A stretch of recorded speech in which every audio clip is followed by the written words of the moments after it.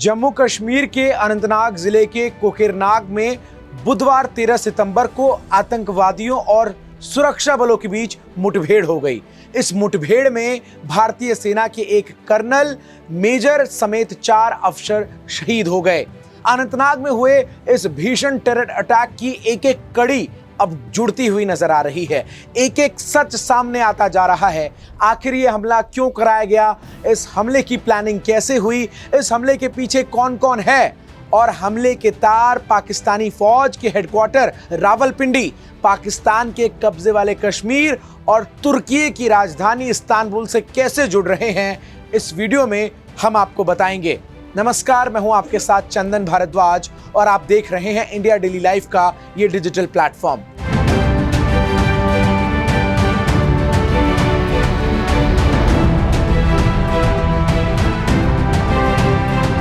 तारीख 8 सितंबर 2023, दिन शुक्रवार, जगह रावलकोट, पीओके।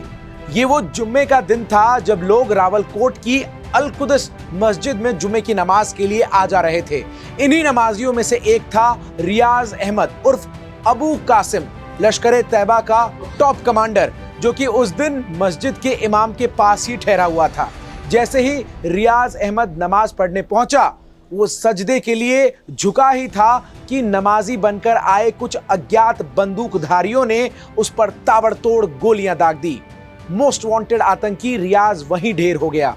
बाद में मीरपुर जिले में उसका जनाजा निकाला गया। 8 सितंबर को लश्कर के टॉप कमांडर रियाज अहमद को किसने मारा, ये किसी को नहीं पता, लेकिन रियाज की हत्या के बाद एक खतरनाक साजिश बुनी गई, जिसको अंजाम 2-4 दिन के अंदर देने की प्लानिंग की जा रही थी। अनंतनाग जिले के कोकरनाग के ऊंचाई वाले इलाके में हुआ वो भयानक आतंकी हमला, जिसमें भारतीय सेना के एक मेजर आशीष, अनंतनाग जिले के कोकरनाग की ऊंचाई वाली भयानक इलाके में हुआ वो आतंकी हमला, जिसमें भारतीय सेना के एक मेजर आशीष, सेना के जनरल मनप्रीत सिंह और जम्मू कश्मीर पुलिस के डीएसपी हुमायूं भट्ट शहीद हो गए। इस हमले की जिम्मेदारी लश्कर के ही पाले पोसे आतंकी संगठन टीआरएफ यानी द रेजिस्टेंट फ्रंट ने ली। अब सवाल ये है कि लश्कर कमांडर रियाज अहमद की हत्या का अनंतनाग के आतंकी हमले से क्या कनेक्शन है? क्या लश्कर तैयबा ने रियाज की हत्या का बदला लेने के नाम पर यह आतंकी हमला करवाया?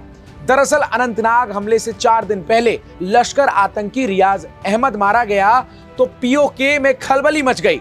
पाकिस्तान फौज के हेडक्वार्टर रावलपिंडी और आईएसआई के हेडक्वार्टर इस्लामाबाद में उस दिन बड़ी हलचल मची थी। हाफिज सईद के हेडक्वार्टर मुरीदिके में तो मातम ही छा गया था और एक बड़ा ऑपरेशन करने की प्लानिंग में पाकिस्तानी सेना और आतंकी संगठन नजर आ रहे थे। पाकिस्तानी फौज काफी दिन से जम्मू कश्मीर में किसी बड़े आतंकी हमले की साजिश बुन रही थी। पाकिस्तानी आर्मी पर तहरीके तालिबान पाकिस्तान की तरफ से हुए 3 बड़े घातक हमले से ध्यान हटाने के लिए उसने ये साजिश रची थी। पाकिस्तानी फौज पीओके से जम्मू कश्मीर में आतंकी हमले की साजिश पर फाइनल मोहर लगाने ही वाली थी कि रावलकोट में लश्कर के टॉप कमांडर रियाज अहमद की हत्या ने उसे एक मौका दे दिया। आतंकी रियाज अहमद की हत्या को पाकिस्तानी फौज और आईएसआई ने भारतीय एजेंसियों के खिलाफ इस्तेमाल करना शुरू कर दिया।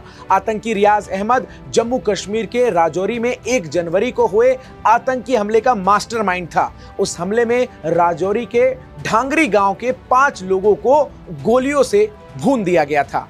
तभी से भारतीय एजेंसियों को रियाज अहमद की सरगर्मी से तलाश थी, लेकिन वो पिछले हफ्ते ही 8 सितंबर को पीओके की मस्जिद में मारा गया। आतंकी संगठन टीआरएफ ने अनंतनाग हमले को रियाज की हत्या का बदला बताया है। टीआरएफ यानी द रेजिस्टेंट फ्रंट लश्कर तैयबा का ये एक ब्रांच है जो जम्मू कश्मीर में एक्टिव है। टीआरएफ को लश्कर जैसे आतंकी संगठनों को कवर देने के लिए इसीलिए बनाया गया है ताकि भारत में होने वाले आतंकी हमलों में सीधे तौर पर पाकिस्तान का नाम न आए। अब जरा अनंतनाग में हुए आतंकी हमले की टाइमिंग पर गौर करिए। यह हमला ऐसे वक्त में हुआ जब पाकिस्तान की आर्मी चीफ आसिम मुनीर तुर्की पहुंचे थे।